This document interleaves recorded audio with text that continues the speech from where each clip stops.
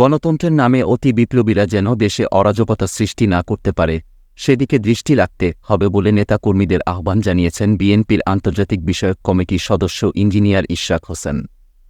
তিনি বলেছেন, ১৭ বছর পর মানুষ গণতন্ত্রের স্বাদ পেয়েছে। অগণিত জীবনের বিনিময়ে পাওয়া এ গণতন্ত্র ধ্বংস হতে দেওয়া যাবে না। শুক্রবার ৬ সেপ্টেম্বর দিনব্যাপী লক্ষ্মীপুর সদর উপজেলার তেয়ারীগঞ্জ, কুশাখালী, দিঘলী ও বাংলাখা ইউনিয়নে বন্যার্তদের মাঝে ত্রাণ সামগ্রী বিতরণকালে তিনি এসব কথা বলেন।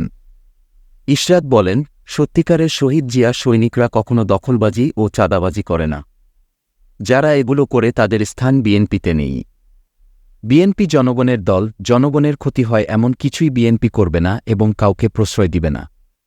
তিনি বলেন, দীর্ঘ ১৭ বছরে বিএনপির এমন কোনো নেতাকর্মী নেই যে অত্যাচারিত হয়নি, তারপরও কোনো সহিংসতার পথে যায়নি। বিএনপি সবসময়ই শান্তিপূর্ণ রাজনীতিতে বিশ্বাস করে।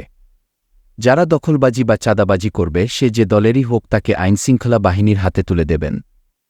এ সময় বিএনপির যুগ্ম মহাসচিব শহীদ উদ্দিন চৌধুরী অ্যানি, প্রেসিডেন্ট হারুন অর রশিদ, সেক্রেটারি কৃষিবিদ শামীম, ঢাকা দক্ষিণ সাবেক কাউন্সিলর মকবুল ইসলাম টিপু, আব্দুল কাদির, যুবদল ঢাকা মহানগর উত্তরের নেতা জগলুল পাশা পাপেল, মুন্সিগঞ্জ জেলা বিএনপির সদস্য মাসরুর হোসেন সহ স্থানীয় নেতারা উপস্থিত ছিলেন।